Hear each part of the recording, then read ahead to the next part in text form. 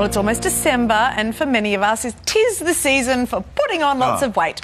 Most Australians will gain an average 1.2 kilos over the holiday season, and they're unlikely to drop the extra weight in the new year. Even though their New Year's resolution a few days after Christmas will be, I'm going to lose a little bit of weight. But it's not just the pudding, the sweets, the canapés that do it. The calories we consume in alcohol also really add up. And a large glass of wine, for instance, can have the same number of calories as a donut. Have both. And 2 beers is equivalent to eating a sirloin steak. Clinical nutritionist Sarah Di Lorenzo joins us. Sarah, lovely to see you again. Good morning, Basil. Good morning, Monique. Morning. How much does drinking contribute, would you say, to Christmas weight gain? It's a huge contributor. So what we actually know is the Australian intake of alcohol actually triples in the festive season. The average adult will be having about 10 plus standard drinks per week.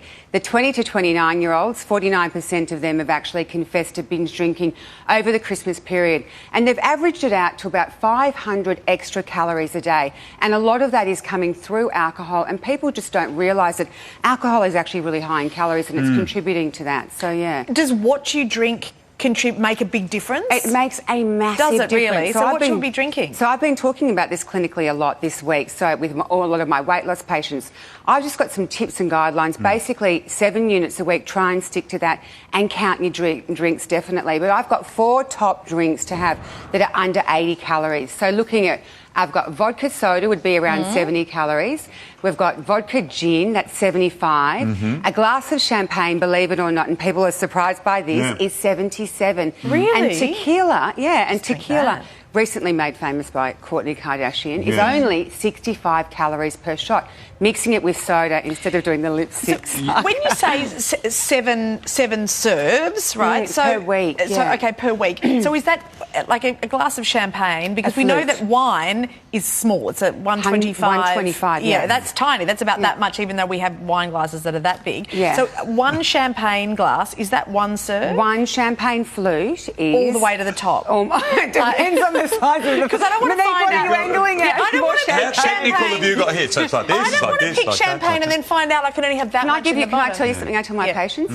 Your 2 champagnes are equal to your 1 glass of wine. Are they? Yeah. Right, so you're better off drinking champagne. You're better off drinking champagne. Good. Well, because that's the other question. So forget those drinks which most Aussies, champagne, yes, but the others not really. So beer, wine, soft drink, champagne, you're better off with which?